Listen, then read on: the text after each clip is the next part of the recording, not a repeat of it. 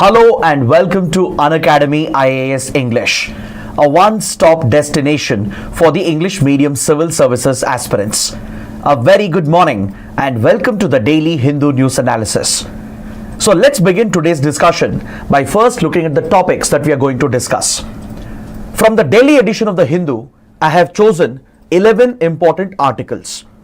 There are 5 articles that are relevant for both prelims and as well as for mains that require a detailed comprehensive analysis, and we have few small articles relevant only for the prelims exam. So let's cover all these topics in complete detail so that you don't have to go back and read the newspaper again. Especially with prelims 2025 fast approaching, newspaper revision and newspaper based current affairs becomes very important for your exams. So just stay with us for the next few months. Ensure you attend each and every session of the daily Hindu news analysis in the morning, because we promise to comprehensively cover the Hindu newspaper, not just the articles in the news but even the background, which will help you prepare for the upcoming prelims exam. If you guys are benefiting from the initiative, do support us with your likes and comments, and don't forget to subscribe to our channel. Now, after the session ends, if you want the PDF of this session, please join my Telegram channel by scanning the QR code, and also join the official Telegram channel of Unacademy IAS English. The link is provided in the video description, because after the session ends, we conduct a daily quiz to help you prepare for these topics and revise them again. So let's start with today's discussion. Let's look at the first article, a very important and interesting column on page number 6. In this column, the writers are making a strong argument as they point out that the union budget which is coming up is going to be a turning point for climate action, especially in India. The writers are calling for strong fiscal efforts from the government by using the budget as a policy tool to provide the right support for climate action, which can not only help us achieve our climate goals but could also aid and assist the economic objectives of India. Generally, we just associate climate action with the environment related objectives, but the writers here are pointing out why climate action based budget making and why budget prioritization with regard to climate allocation of funds is essential in order to sustain the economy and to maintain our competitiveness with regard to international trade, to boost our exports and maintain our economic necessities. They point out the interlinkages, the complex linkages that exist between climate action and the impact on the economy and eventually on the common man. So to understand this article, we have to go a little deep into this topic. The writers point out that India has implemented several environment-oriented schemes, climate-oriented schemes in the past. Be it the PM Surya Ghar Muft Bijli Yojana, for example, that was launched last year to promote the adoption of rooftop solar panels to increase renewable energy production from India. Because under the Paris Agreement, India has a very ambitious target. One of the targets under the Paris Agreement that India has provided under its nationally determined contribution is to ensure that there is a renewable energy installed capacity of 500 gigawatts by the end of 2030. By the end of the decade, India's goal, ambitious goal under the nationally determined contribution of Paris Agreement is to have a renewable energy capacity of 500 gigawatts. As of today, we have just achieved around 203 gigawatts of installed capacity with regard to renewable energy. So as India makes this big transition towards clean, renewable forms of energy, increasing the adoption of solar power has become a top priority for the government. Apart from the large solar farms and parks that are being set up, one important initiative that was rolled out last year by the Modi government was the PM Surya Ghar Muft Bijli Yojana, where the government is subsidizing the installation of rooftop solar panels to increase the adoption of solar energy and to promote the capacity that the country has, so that we can eventually get closer to this target of 500 gigawatts of installed capacity by 2030. So schemes such as this has been supported by the government in the past. Then we had the FAME initiative for faster adoption and manufacturing of electric and hybrid vehicles, where government has not only supported the automobile industry, but it has given enough financial support to provide for the EV charging infrastructure in the country as well. The government also is providing viability gap funding for encouraging offshore wind facilities. The government has recently relaxed the policy and regulations regarding offshore wind projects, where private sector is being actively encouraged by the government to play a bigger role in offshore windmill projects as well. Then we have the National Green Hydrogen Mission. The government has been focusing on alternate fuels and transition fuels as well, from natural gas to ammonia to green hydrogen. And we have a dedicated National Green Hydrogen Mission which seeks to make India a hub of green hydrogen production and increase the decarbonization of the economy. So many such initiatives have been taken up. We have a national action plan on climate change. India has been at the forefront of the climate change negotiations, and under the Paris Agreement we have announced ambitious targets. If you look at the INDCs or NDCs, the intended nationally determined contributions, India has declared ambitious goals and we are slowly inching towards achieving these targets as well.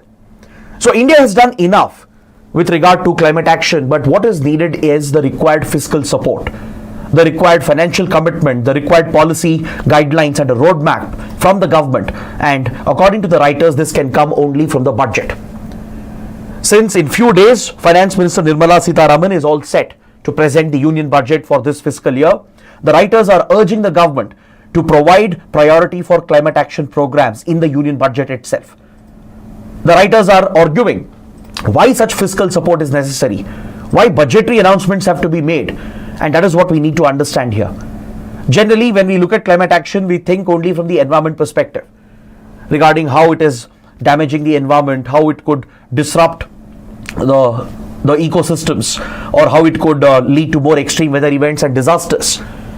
Generally, there isn't much attention paid regarding the economic impact and the eventual social impact of climate change. So given the dependency of India's exports and trade on climate action policies, then given the dependency of our MSME sector, our agriculture, on the eventual impact of climate change, it's important to account for the possibilities, the consequences, and provide the right fiscal support through the budget itself. And that's what the writers are arguing here. So let's break this down further. Let's break down the argument. First, the writers are evaluating the PM Surya Ghar Muft Bijli Yojana as to where do we stand after 1 year after the implementation of this scheme, and why further budgetary support is needed. See, after the program was launched last year, almost 1.45 crore beneficiaries have registered on the portal which was set up for rolling out PM Surya Ghar Muft Bijli Yojana. But out of the 1.45 crore beneficiaries, just around 4.37% of them have seen the realization of these benefits. Hardly in 6 lakh houses, the rooftop solar panels have been installed with government support, which means the implementation of the program is not going according to plan. So a lot more can be done by the government if it announces the right budgetary support and provides the much needed backing for the solar industry. Now, if you look at the solar industry in India, the domestic solar panel production industry in India, right now the input cost is very high. That's what makes the domestically produced solar panels cost prohibitive. And in most cases, we end up relying on cheaper imports, especially from China. Now, if you look at the solar market in India, there is a critical demand-supply mismatch. There is a massive demand in the country, but domestic supply is not catching up. Domestic producers are not able to match the demand, and because of the higher input cost, the domestic products are not competitive compared to the cheaper imports. So if you look at the solar market, the ratio of domestically produced products and imported solar panels is 40:60.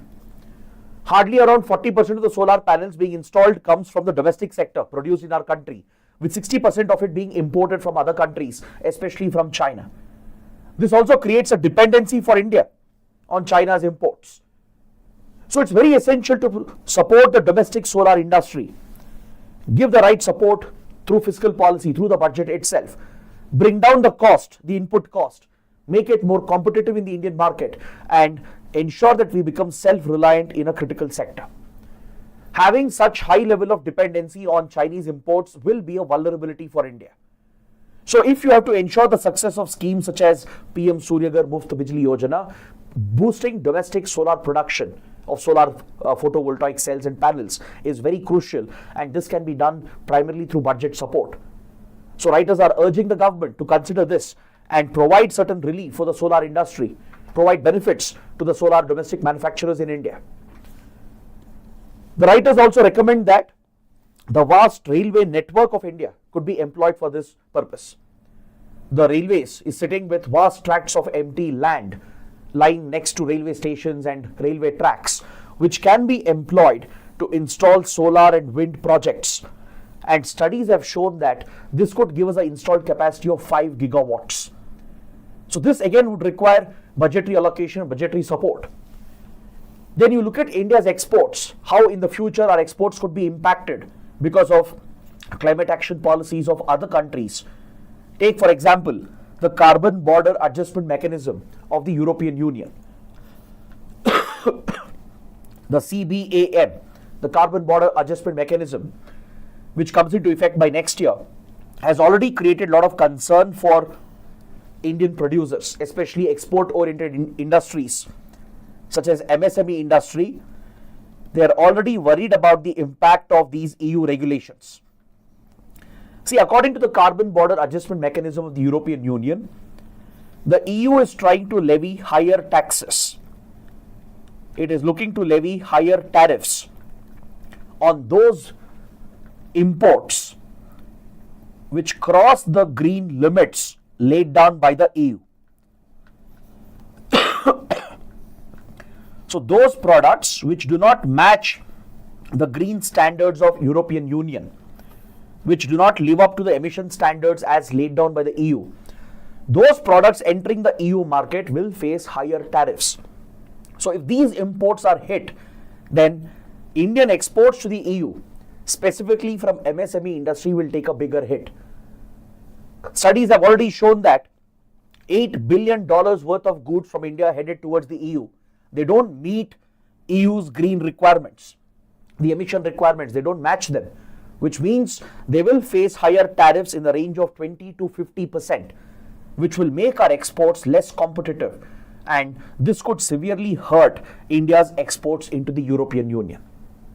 This could shrink the export market in the EU, which is a critical trading partner for India, one of the largest trading partners for India. The MSME industry, which accounts for a significant part of our GDP, which accounts for 45% of our total exports and is the primary employment generator in the country, will take a big hit because of the policies of European Union, such as the carbon border adjustment mechanism. So if we have to decarbonize our economy and encourage our industries to focus on cleaner technologies to bring down their emissions, to ensure that they can comply with EU standards or standards of other countries, the government needs to support the industry. The government needs to provide better fiscal support and incentives so that our MSME industry can go through a decarbonization, switch towards cleaner forms of production, reduce their overall emission levels, and thus ensure that they are in line with EU standards, which will help protect our export markets. So the writer suggests that maybe India can contemplate a fund, like how Japan has done. Japan has set up a green transformation fund, the GX fund, as it is popularly known as, which provides fiscal support for small industries that are decarbonizing their production. So Japan has created this dedicated fund through budgetary support. So if at all there is a mains question related to this topic, you can draw a parallel here, you can provide a comparison. So India should consider something similar, a climate action fund, a green fund, through which MSME industry, the smaller industries, can be subsidized, incentivized from the government itself, so that they can shift towards cleaner methods of production and reduce their emissions and overall decarbonize the economy. So eventually they will match the export standards laid down by other markets like European Union market, and thus protect our trade competitiveness. So climate action is inevitably linked with global trade. It is linked with the economy and the social impact as well. So protecting our trade competitiveness, protecting our export-oriented industries is very crucial. So through budgetary support, we can help them decarbonize so that they can comply with EU standards and protect our trade competitiveness. The other important step which is needed is to focus on a circular economy, focus on recycling, focus on reuse. This is a multi-billion-dollar industry which has yet to bloom. India has great opportunity here. With right budgetary support, we can build the capacity of our private sector, maybe even announce a sovereign green bond specifically for this purpose to drive investments into the recycling industry, to promote the concept of reuse, recycling, and minimize wastage and promote sustainability, and thus bring down overall emissions, right? India could contemplate a green bond, a sovereign green bond, to attract more investments, more private capital, because the recycling industry is estimated to add massive value to our economy as well. It can help save on precious critical strategic minerals. It can reduce overall emissions by about 44% and even contribute to our GDP. So for this, the government will have to provide the right fiscal support, build the capacity of our recycling industry, and attract more investments, especially private capital, into the recycling industry. So building a circular economy is largely based on the budgetary support. That's why the upcoming budget can be a turning point for climate action. Then you look at insurance and the financial markets in general. For example, in India, insurance adoption is already very low. You take all insurance products together, be it medical insurance, auto insurance, etc. The insurance penetration is already very low at just around 3.7%. It has actually fallen from 4% in the last fiscal to 3.7% in the current fiscal. So achieving higher insurance adoption has been a challenge. Now this is a bigger risk, especially when you consider climate change and extreme weather events that are related to climate change. Since global warming, climate change is driving extreme weather events, we are witnessing more disasters. More floods, droughts, wildfires, cyclones. These disasters are causing enormous destruction, not just of life but property as well. And the risk involved here, the financial risk, is not being transferred. See, in disaster management, risk transfer is a very important concept, especially transferring the financial risk, pooling the resources of the community together to ensure that the financial risk is transferred is very important, or else individuals will have to bear the financial risk of disasters. Imagine there is a massive cyclone or a flooding incident. Poor farmers or fishermen will bear the entire brunt. Fishermen who lose their boats, or farmers whose fields are flooded, right? Their crops stand destroyed. They will have to bear the financial brunt of the disaster. And these disasters are increasing in their frequency and intensity as a direct result of climate change and global warming. So transferring the financial risk through insurance is very, very important. It's a key part of disaster management itself. But insurance adoption remains very low. Even if you look at the financial markets, we haven't really defined various financial derivative products that are based on green transition, be it the carbon credit market or be it the green bonds, right? There is a need for greater clarity. And also the government should encourage the greater adoption of insurance products and financial products which are linked with climate action. Maybe reduce GST, for example, reduce taxes, or subsidies for certain insurance companies, tax holidays for insurance companies, so that the adoption can increase. So this can not only help the common man to transfer the financial risk and secure themselves against the disasters, but it could also shield the Indian economy from the wider economic impact of climate-linked disasters. So defining green products in the financial market, encouraging such insurance products in the insurance sector is crucial. This is something that can be done through the budget itself. So that is why the budget is a transformative document, especially with regard to climate action. The writers are suggesting that green finance definitions have to be standardized in India. This could open up private capital investments into the green sector. Government can consider introducing a differential taxation structure to provide favorable treatment for those investments which are climate-linked investments, which are focused on reducing emissions. So such attractive incentives can build the capacity of our private sector and overall help in contributing to India's ambitious plan of achieving the nationally determined contributions by 2030, which is a commitment we have made under Paris Agreement. So that is why without budgetary support, these changes, these transformations may not happen. So writers, they strongly believe that climate-linked economic policies, they are not just meant for the environment, but it's not just peripheral to the government policy making and budget making. It should actually be central to budgetary making because it affects our trade, investment, our capital flows, and affects our trade competitiveness. So given these interlinkages between climate change and the economic impact and the long-term social consequences, the writers strongly believe that every budget should prioritize climate-linked policies. Climate-linked, climate-driven policies have to be brought out to the budget because it is inevitably connected with our trade, with the investments we receive, and the overall socio-economic well-being of the country. So that is what we take away from this important article. Now, let's take up a practice question, a mains question, which you can use for your answer writing practice. Climate-linked economic policies are no longer peripheral, but central to maintaining competitiveness in international trade and investment flows. Critically examine. So by using the points that we have discussed and the structure that we followed, I think you can build a good answer for this question. Maybe you can start out by discussing how India has been doing in the field of climate action, right? That can be a general introduction, a good generic introduction. Or you can specifically talk about the impact of climate change on the economy and the society as an introduction. Then discuss the various schemes and initiatives of India, maybe a couple of them. Take them as examples and show how budgetary support is essential to ensure the success of these schemes. You can point out India has done well in bringing out these initiatives and schemes, but they have not really seen the full potential, which means there is a lot more to be done. Then try to link this with exports and trade competitiveness and flow of investments, be it in the solar sector or electric vehicles and be it the recycling industry that we discussed.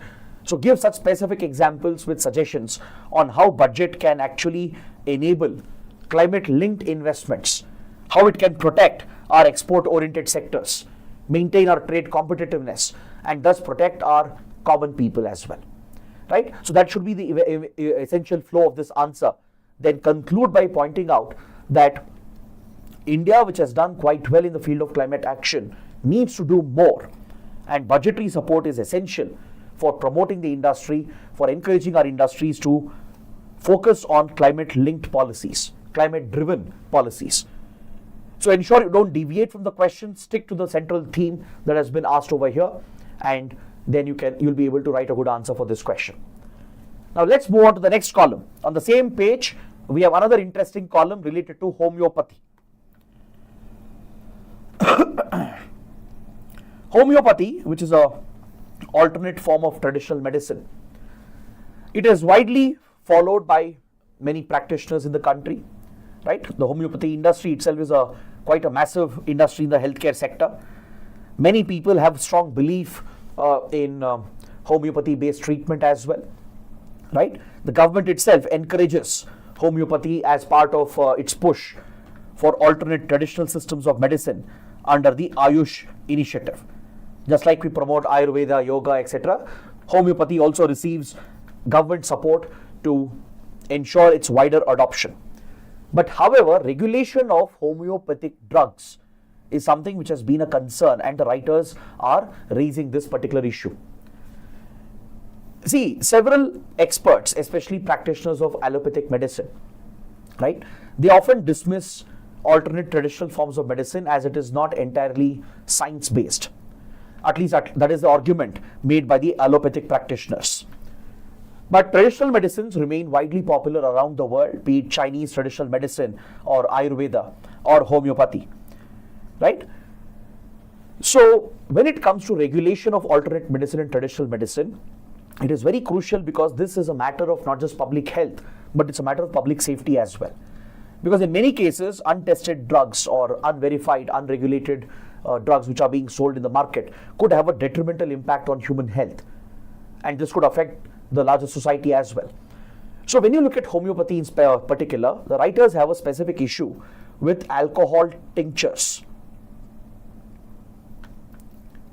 which are used in homeopathic medicine.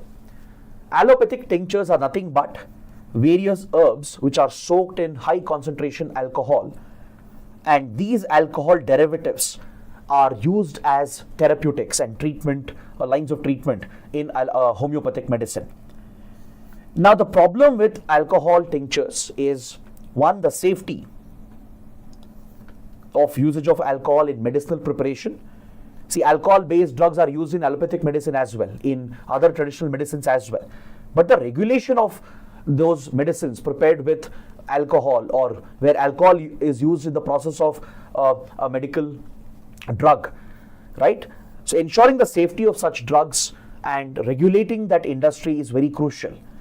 The other issue is taxation,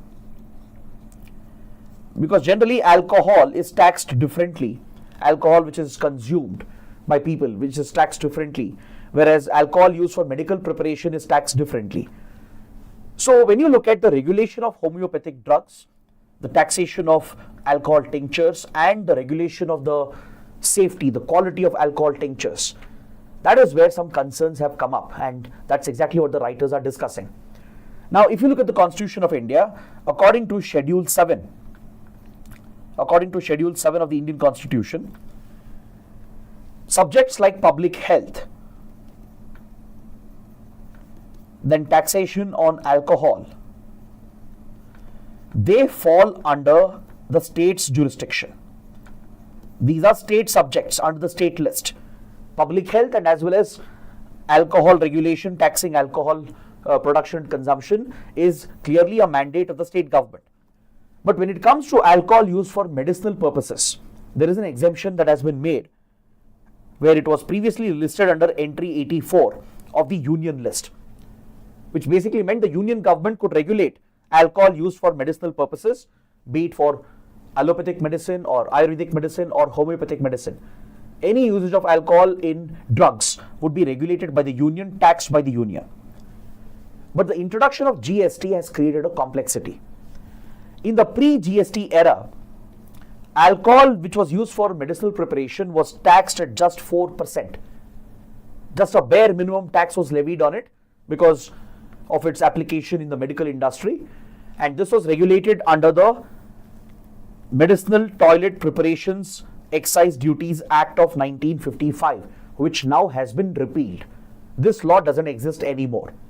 In the pre-GST era, alcohol-based medicines, or where alcohol was used in the development of a medical drug, was regulated with 4% tax under this previous law, which has now been repealed. So with the 101st Constitutional Amendment Act, that is with the introduction of GST, there is some ambiguity which has come up here. Because under entry 84,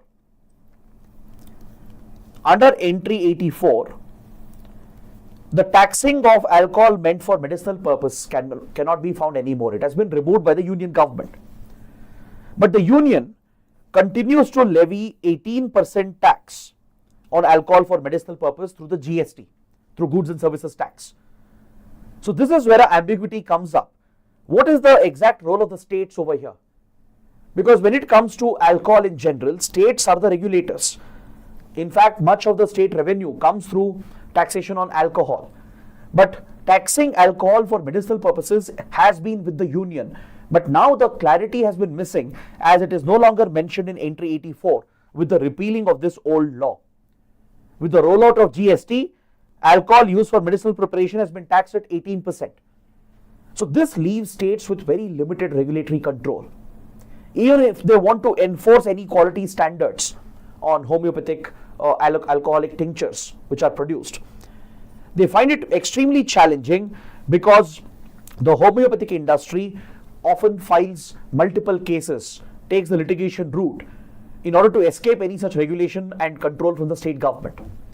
Whenever states have tried to regulate the quality and the prices and also to levy taxes on alcoholic tinctures, the homeopathic industry has dragged the matter to court, questioning the right of the state government to regulate alcoholic tinctures. So this has led to regulatory complexity, which has often been misused by the homeopathic industry, which produces alcoholic tinctures. Because see, there have been several cases, very disturbing incidents, where the poor regulation has led to a compromise on quality and safety, and many people have lost their lives due to overconsumption of alcoholic tinctures. Then alcohol addicts, they find alcohol tinctures to be cheaper than regular alcohol because of lower taxes on it. Generally, if you look at alcohol, right, the taxes levied by the states, the excise duty in particular, can be very high, which is their significant part of revenue, which makes regular alcoholic drinks slightly cost prohibitive.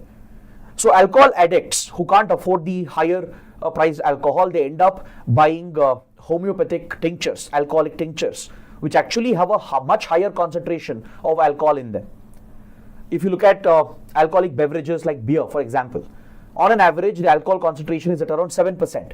But alcohol tinctures used in homeopathic medicines, which is alcohol for medicinal purpose, will have a concentration of 12% and above, sometimes even touching 18 to 20% alcohol concentration. So several alcohol addicts, they try to procure the cheaper homeopathic tinctures, right, which are more affordable and accessible as compared to alcoholic beverages. So this has led to a serious concern that alcohol meant for medicinal purpose is being misused. It's leading to cases of spurious alcohol being consumed as well, as some of these homeopathic manufacturers compromise quality and safety, leading to the death of few people as well in the country. There have been such disturbing incidents which have come up. This could also be a big health risk, right? Because increased alcohol consumption is a major cancer risk. Countries are considering to introduce labeling for alcohol products to encourage awareness about the risk of cancer. But in India, alcohol tinctures are available in the form of medicine, which is being widely consumed by alcohol addicts in the country.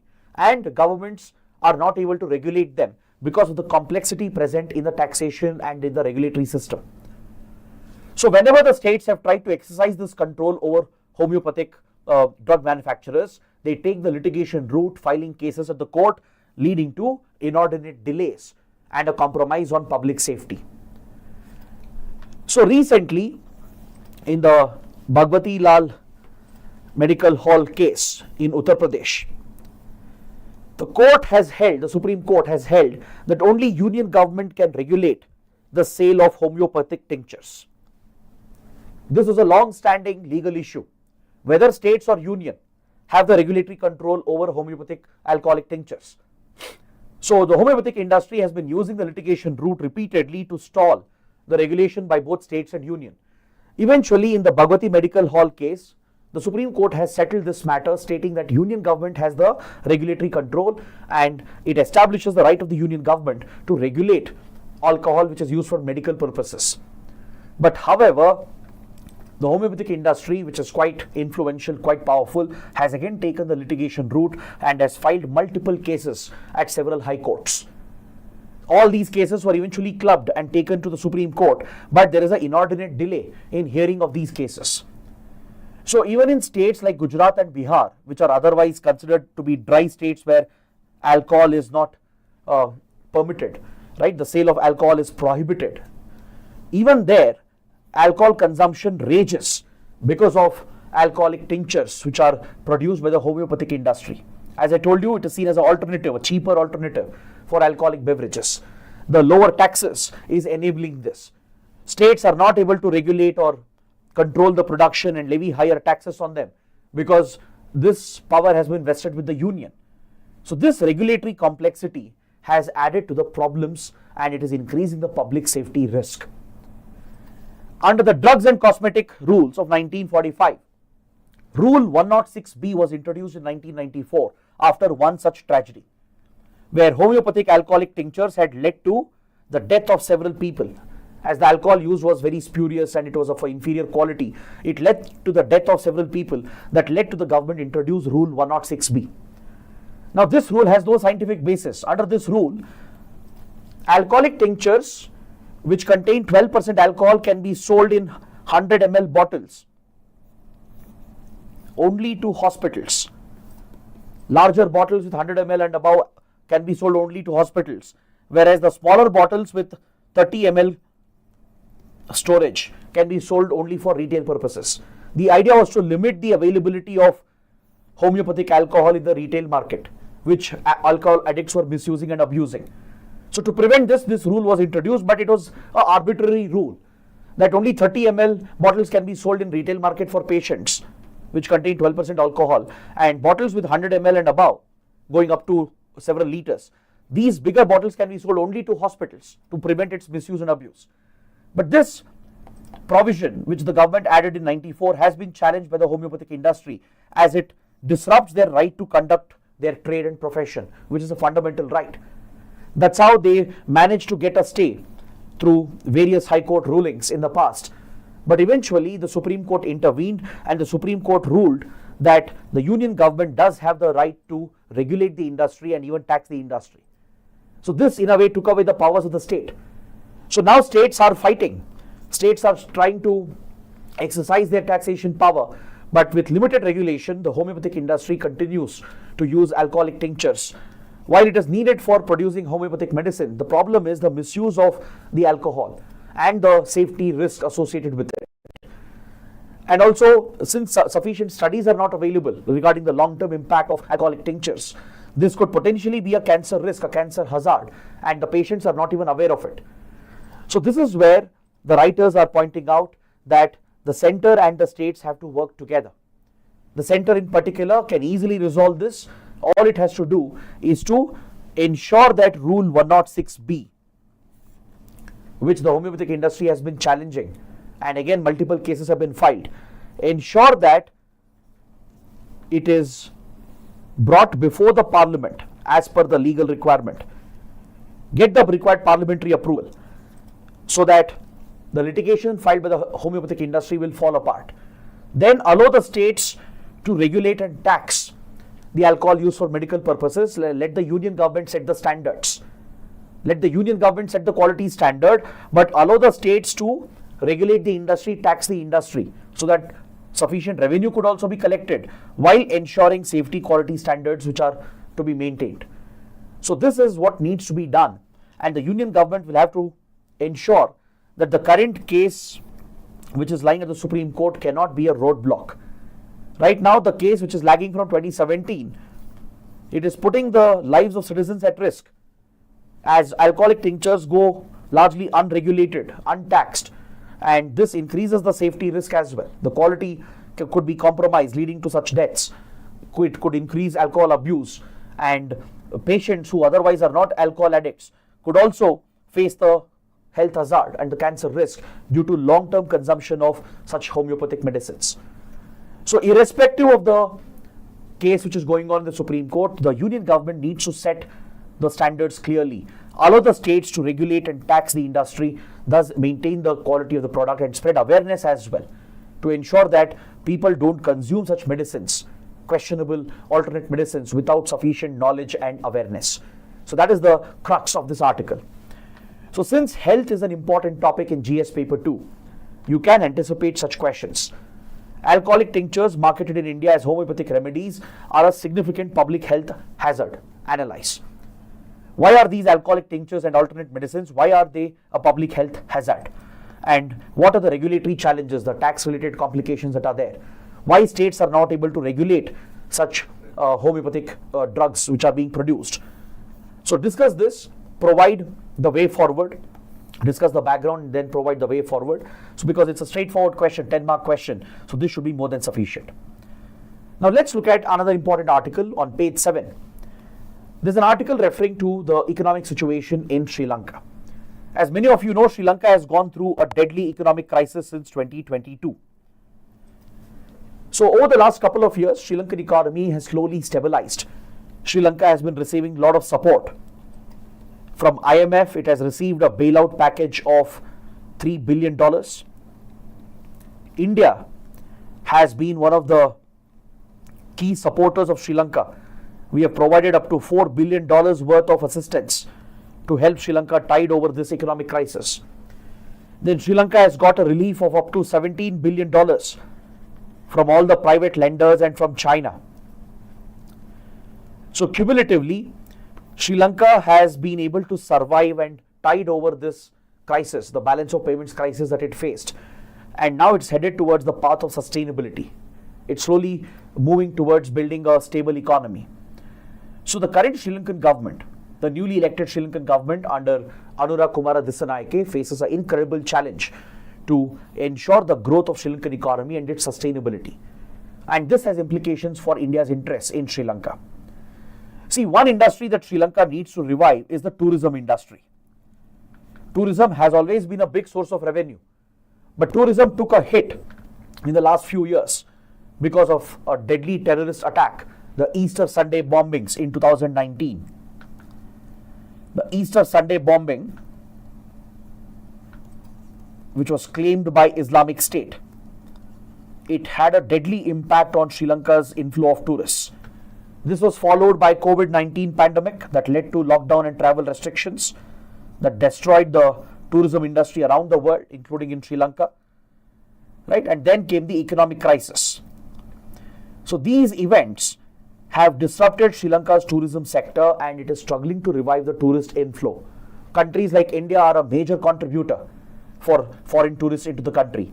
So this brings a lot of foreign exchange for Sri Lanka.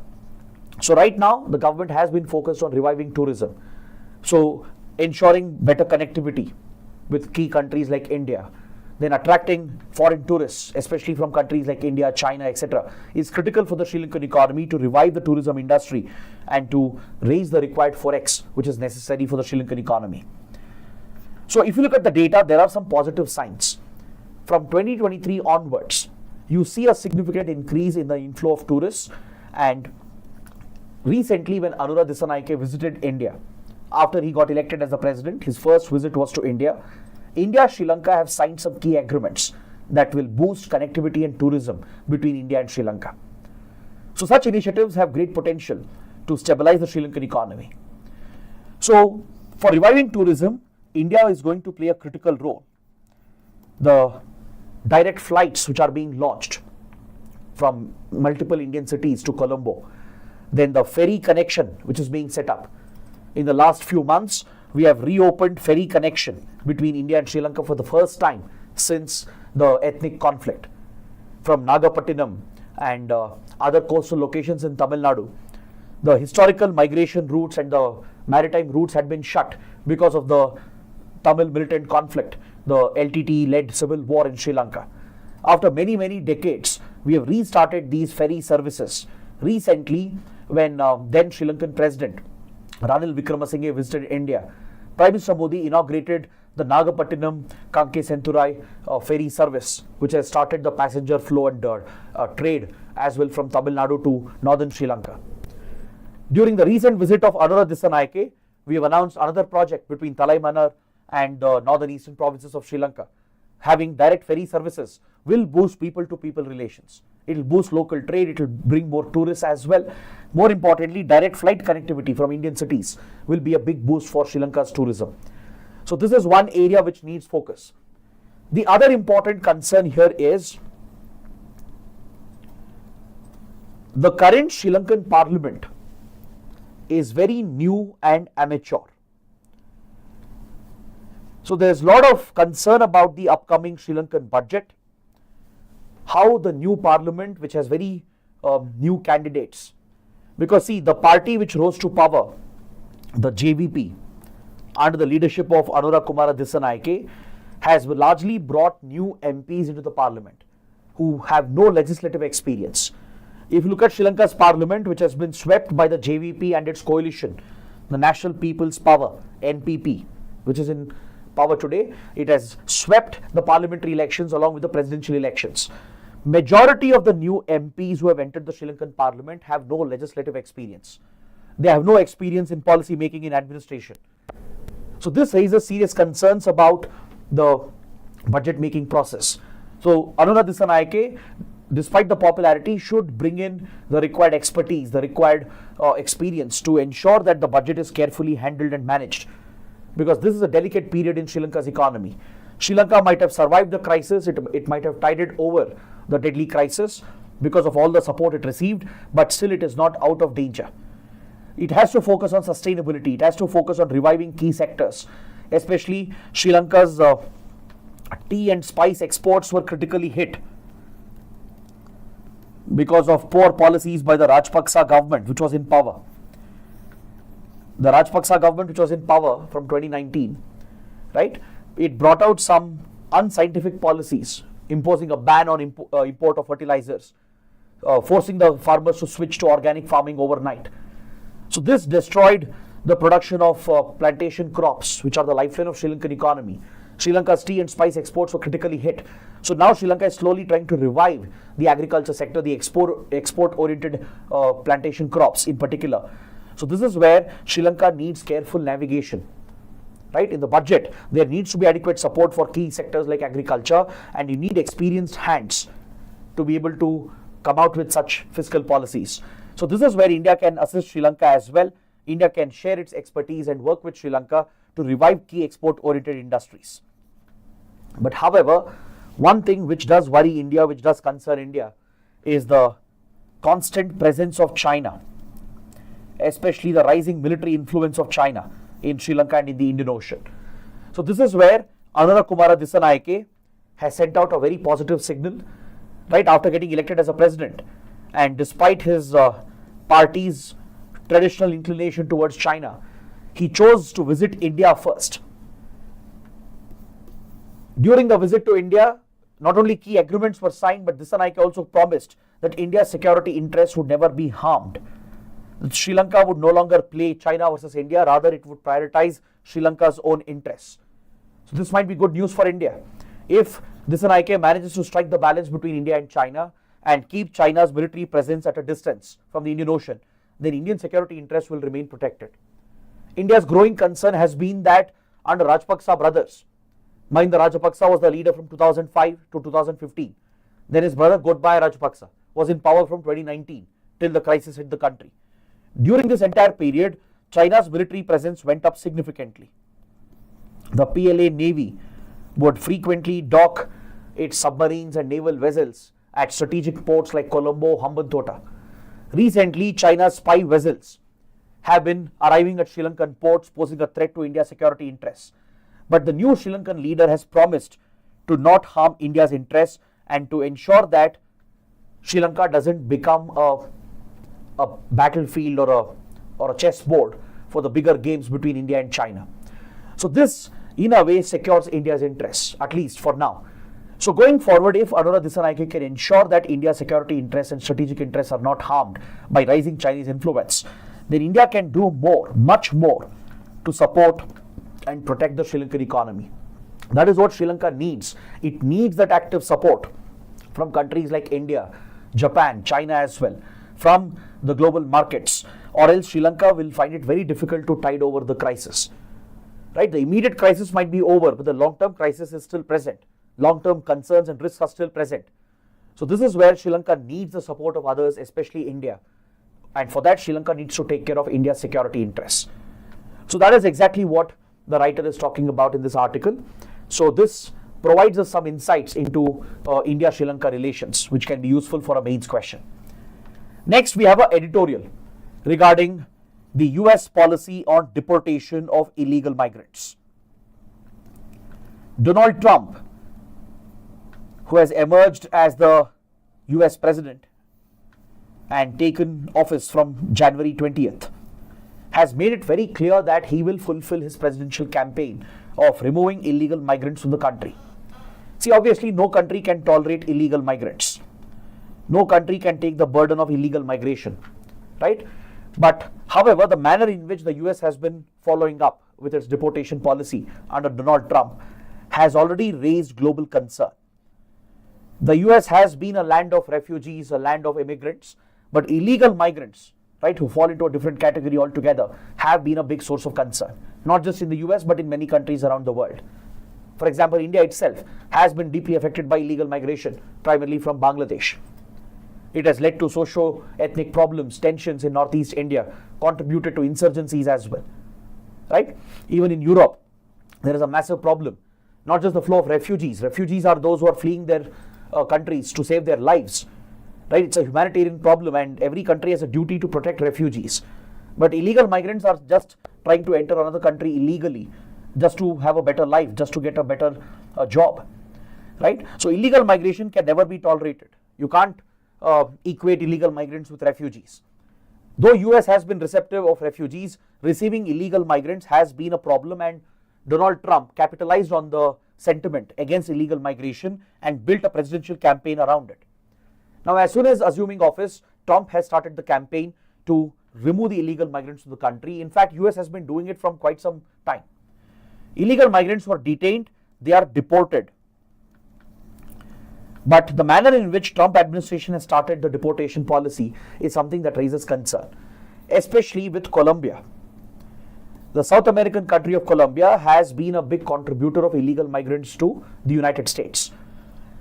Now, Donald Trump, after assuming office, threatened Colombia that if it doesn't accept the illegal migrants back, right, then Trump would levy higher tariffs. The US would essentially bring economic sanctions on Colombia to cripple the Colombian economy. See, before Trump as well, Colombia was accepting the illegal migrants who were being deported from the US. Because under Biden administration, it was reported that the illegal migrants were being deported primarily on civilian planes. And also illegal migrants need to be treated with dignity. It's not that you can arrest them or violate their human rights. In the process of deportation of illegal migrants, a country needs to follow basic norms, show basic decency, and maintain the dignity of the illegal migrants as they are being deported.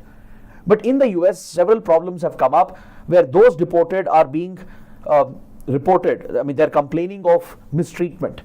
They're complaining of discrimination by the US authorities, where they are even denied food and water. They're handcuffed, treated like criminals. So this is something that's unacceptable to many countries. But Donald Trump has now started deporting illegal migrants using military planes. Now this is where Colombia raised an objection. Colombia, which has received such illegal migrants back previously as well, right? It always complained about the mistreatment of its nationals. But now with the Trump administration, it started raising a concern about the deportation using military planes, which was seen as undiplomatic. Because dealing with illegal migrants doesn't require a security approach or a militaristic approach. It requires a diplomatic approach. You just need good border security, border controls, filter out the illegal migrants, identify the illegal migrants and deport them as per the standard policies which are there. But exercising unnecessary force or mistreating the illegal migrants is when the issue arises. And Colombia raised these issues. Colombia said it has a problem with Trump's policy of using military planes to deport the illegal migrants. Colombia reported cases of mistreatment of illegal migrants under the hands of US authorities, where they were not even given food and water. They were handcuffed, treated like criminals. So as Colombia objected to the policy and even said that it will not accept the illegal migrants back, Donald Trump threatened with retaliatory action and threatened to impose economic sanctions on Colombia. Now, if you look at US-Colombia trade relations, US has a clear dominance, right? The two countries have a strong trading relationship, and Colombia essentially is at the mercy of the US. Any such high tariffs and block on investments from the US would hurt Colombian economy more than it would hurt American interests. So under this economic pressure and coercion, Colombia has opened up again to accept the illegal migrants who are being deported using military planes.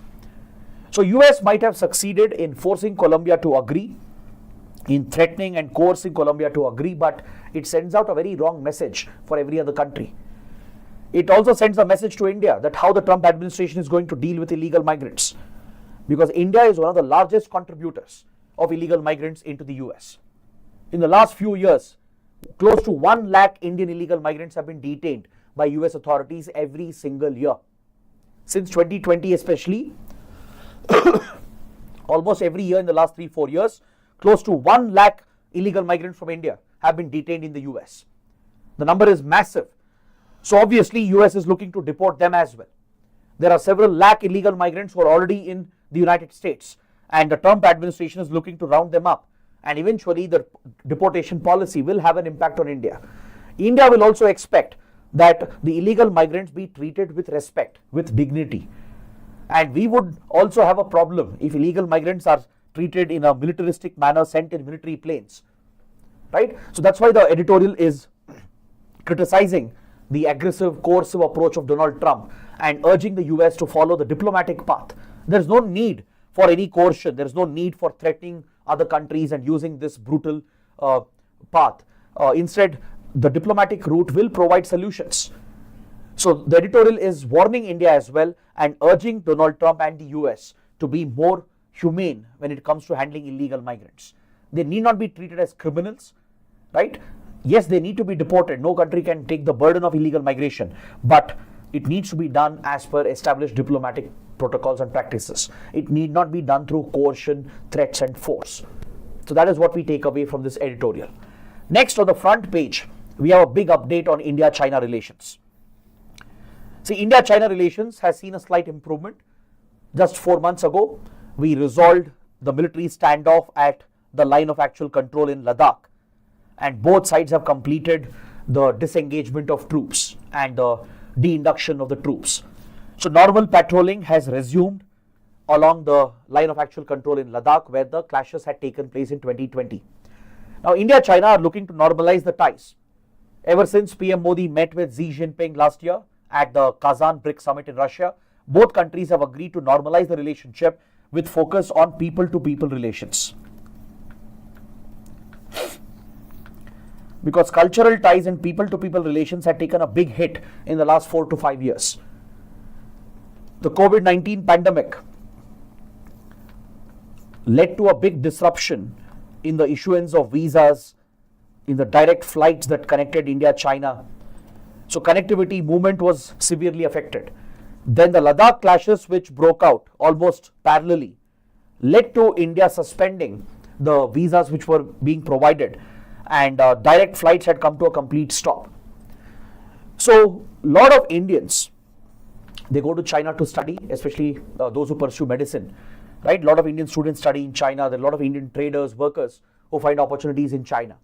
So their ability to travel to China was severely curtailed and restricted due to the absence of direct flights. They had to rely on third countries from Vietnam to Singapore to others to travel to China. Then China's traders as well were finding it difficult to enter India. India had stopped issuing visas to them as part of a retaliatory policy that we followed since the Ladakh clashes, the Galwan River Valley clashes. In fact, we even restricted foreign investment from countries which are neighbors of India, which share land borders with India. It was specific to target Chinese investments and prevent Chinese investors from investing in the Indian market. So such strict restrictions, regulations were brought in following the Galwan clashes in Ladakh. So our economic ties, especially people-to-people cultural ties, had been affected. Manas Sarovar Yatra, which is a key part of our cultural ties, had been stopped since the pandemic. Right? Manas Sarovar Yatra, a key Hindu pilgrimage, which allows Hindu pilgrims to travel to Tibet to pay their respects at Mount Kailash and Lake Manas Sarovar. This pilgrimage is organized by Ministry of External Affairs in collaboration with China. Such cultural exchanges had come to a complete stop. The Manas Sarovar pilgrimage through Nathula Pass in Sikkim and Lipu Lake Pass in Uttarakhand had come to a complete halt. So now that normalcy is coming back, India and China are looking to resume these ties. So to push this forward, India's Foreign Secretary Vikram Misri was in Beijing. He met with China's Foreign Minister and both sides are agreeing on some key initiatives. Very soon, direct flights might resume between India and China. Issuance of visas might be normalized, which will make it easier for Chinese traders, Chinese workers to come to India and for Indians as well to travel to China. Manas Sarovar Yatra is being resumed. So this year, in this summer, Manas Sarovar Yatra is likely to resume as well. And we are also looking to remove all the restrictions on Chinese investments. Following the Galwan clashes, we had placed a restriction on FDI flow. Any FDI from the neighboring countries that share land borders with India was restricted. So this was used to mainly block out Chinese investments into India. This was India's retaliatory option against Chinese military aggression. So now India is looking to revive those investments. In fact, last year's economic survey spoke about this. Economic survey highlighted the need for Chinese investments in key sectors to remove these restrictions, and we are seeing a progress in this regard. So we need to keep tracking this because China also had retaliated. It had blocked critical supplies to India. For example, in the pharmaceutical industry, India might be the pharmacy of the world. We might be the largest producer of generic drugs and vaccines, but we depend heavily on Chinese APIs, active pharmaceutical ingredients. So some of the key APIs, which is critical for our pharma industry, had been blocked by China. Then key equipment and material, including tunnel boring machines, which are crucial for our metro projects and tunnel projects. This had been blocked. China had put the export of tunnel boring machines to India on hold as a retaliatory measure. Even the access to high-end technology, high-end tech from China to India had faced a lot of restrictions. India had raised security concerns about tech-based exports and imports, and China also had restricted some products to India. So this had affected our overall trade relationship. So finally, we are seeing some positive movement in the economic ties and in people-to-people relations. So this is something you need to take a note of. Now let's take a quick look at the prelims section. We have few small prelims articles. Let's go through them quickly one by one. The GBS disease has been in the news. The Guillain-Barré syndrome has raised a lot of alarm, especially in Maharashtra, as multiple cases of Guillain-Barré syndrome have been reported. It has created alarm and panic in Maharashtra with many cases coming up. Few people are being reported with a very serious condition as well, because this is a fatal condition. It can become life-threatening. WHO calls Guillain-Barré syndrome as a rare condition but a life-threatening fatal condition. So let's understand what exactly is GBS, just the basic facts which can help you answer prelims questions. Guillain-Barré syndrome is essentially an autoimmune neurological disease. So exact cause which triggers it is not known, but studies have established few common factors, few risk factors, especially certain bacterial and viral infections. They have a known pathology to cause GBS. So after suffering from a bout of a deadly bacterial infection such as gastroenteritis caused by Campylobacter jejuni, right, which is a very severe gastroenteritis condition, a case of food poisoning essentially. So after suffering from such deadly bacterial infections, people have often reported GBS. This has been the most likely causative factor. Though the exact processes and the causative factor is not identified, there is a direct link with such infections that are spread primarily through contaminated food and water. So such deadly bacterial infections, gastrointestinal poisoning, has been one root cause. The other infections include other viral infections like Zika virus, the EP virus or the cytomegalovirus. Those who have contracted these viral infections, right, they have reported GBS as well.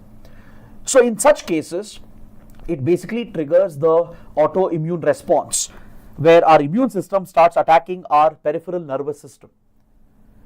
See, the core nervous system refers to the brain and the spinal cord, and everything around it is the peripheral nervous system, which controls your muscles, our movement, our ability to talk, walk, or even breathe and swallow food, etc. All these peripheral functions are controlled by the peripheral nervous system. So those who suffer from GBS, those who report this deadly condition, they see a degeneration of their nervous ability.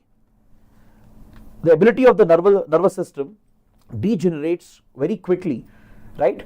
And it's a condition where your immune system is attacking the peripheral nervous system.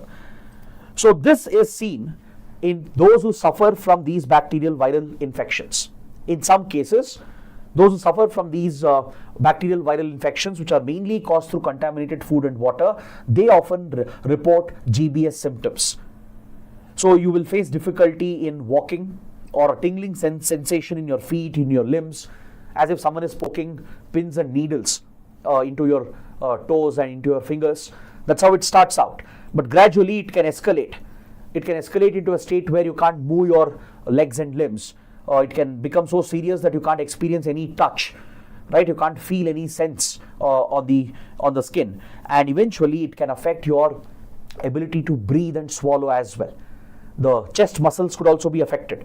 It primarily affects the peripheral nervous system that controls the muscular movement, right?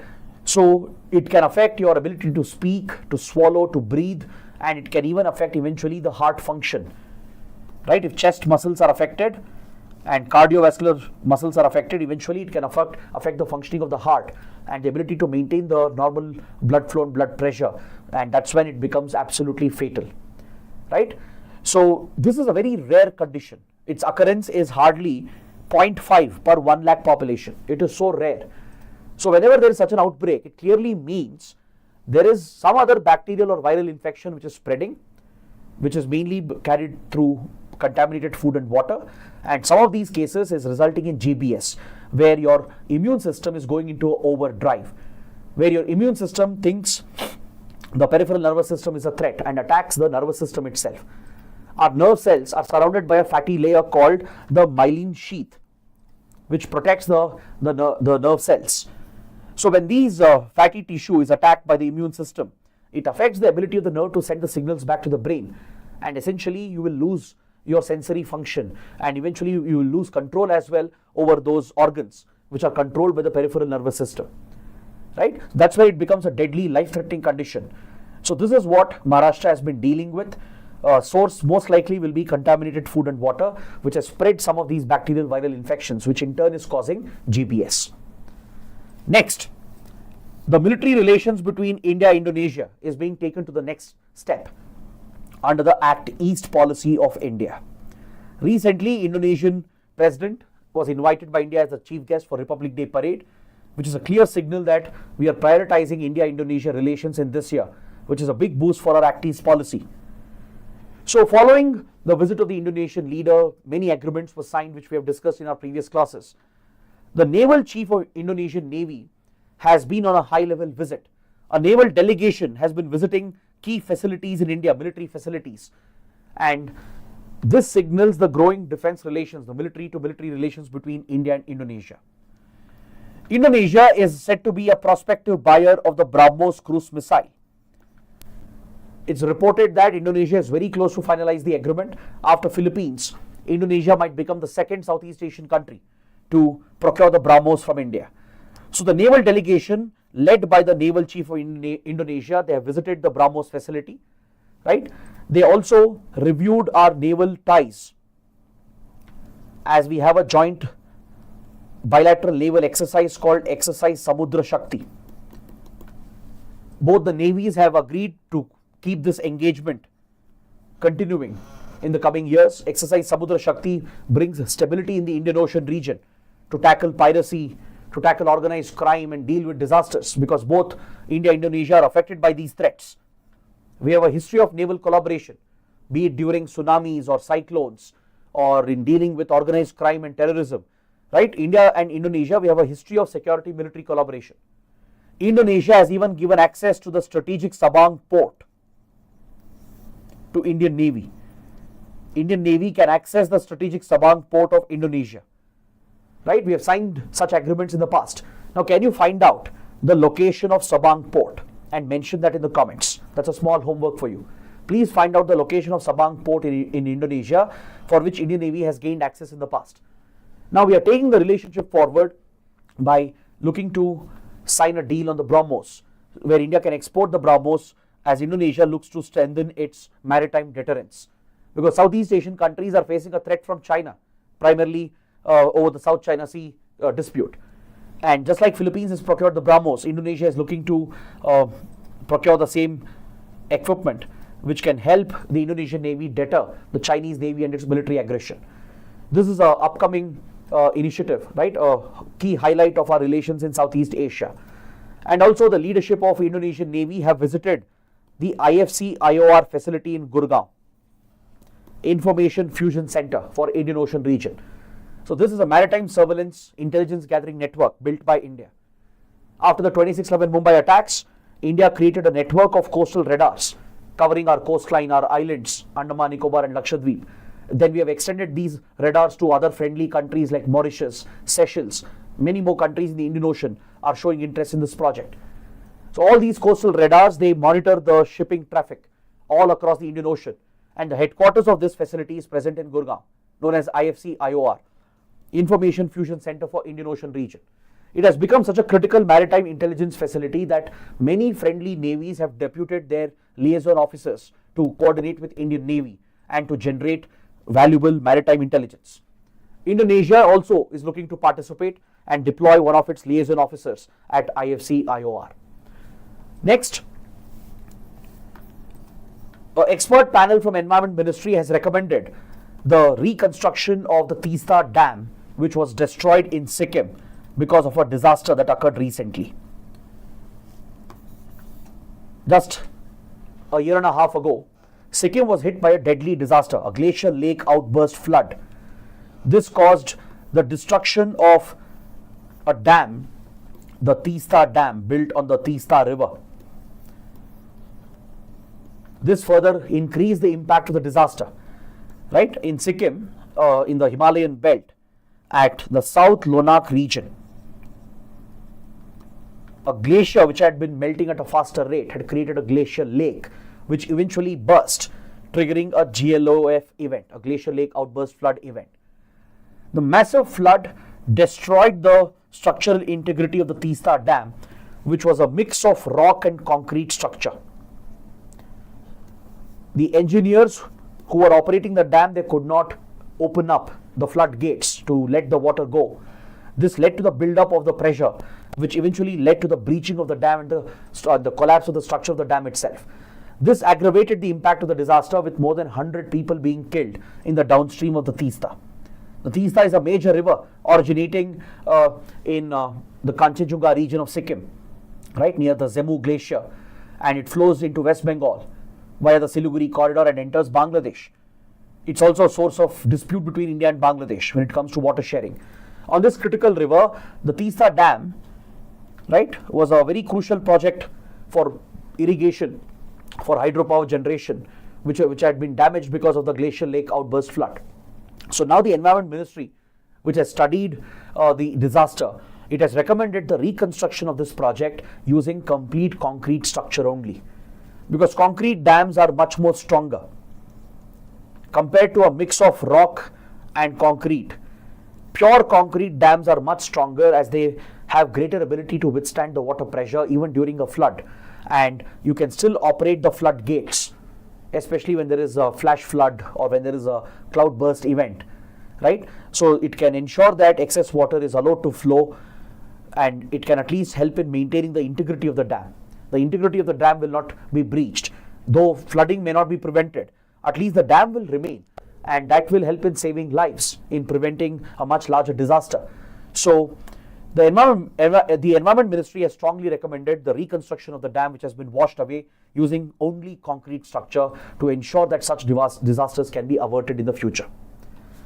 Coming to Article 9, the Indian Embassy in Laos has rescued 67 Indians from the Golden Triangle Special Economic Zone, which has become notorious as the scam compound of Asia.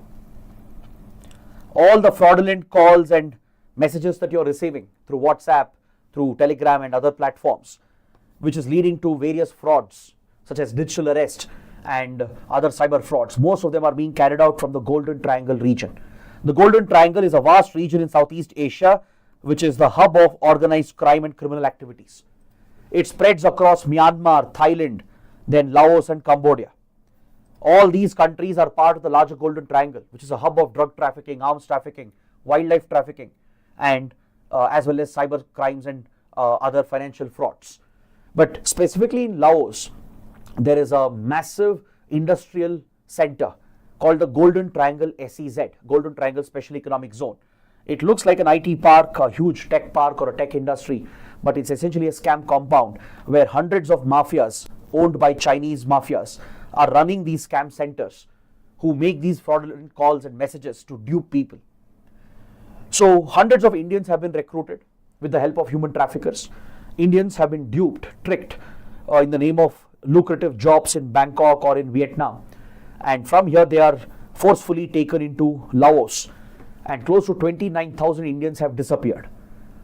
Indian government believes majority of them are trapped in countries like Laos and Cambodia. They're forced to work as cyber slaves at these scam compounds. We have tried rescuing many of them. Some of them have managed to escape as well. And recently, Indian Embassy, with the help of the local authorities, we have rescued 67 Indians who were trapped here as cyber slaves. So that is something you need to note. Next, on page 12, Namdapha National Park Tiger Reserve was in the news because after 12 years, an elephant has been found in the Namdapha National Park. So let's look at some key facts about Namdapha National Park and Tiger Reserve. It's located in Arunachal Pradesh, in the Changlang district, very close to the border with Myanmar. It lies along the borders of India, Myanmar, and it has a very unique geography. If you look at the location, it's present between the Dafabam mountain range and the Mishmi Hills and Patkai range, which is part of the eastern Himalayas. So it's basically part of the biodiversity hotspot in the eastern Himalayas. The Namdapha National Park and Tiger Reserve is one of the key habitats, not just for the tiger but many other species, threatened species. The Namdapha flying squirrel, which is endemic to this region, is critically endangered on the IUCN Red List. Clear? So the presence of elephants is indeed a positive sign because for many years elephants had gone missing in this key habitat. So the vegetation found here is tropical evergreen forests, and there is a river that flows across the India-Myanmar border, the Nao Dihing River, that cuts the Namdapha National Park and flows across into Myanmar through the Chaukan Pass. So these are some important geography-related, environment-related points which can be relevant for this topic. Coming to the last article for today, M23 rebels in Congo, in the DRC, Democratic Republic of Congo. They have made a significant progress and attacked a key city known as Goma in the North Kivu province.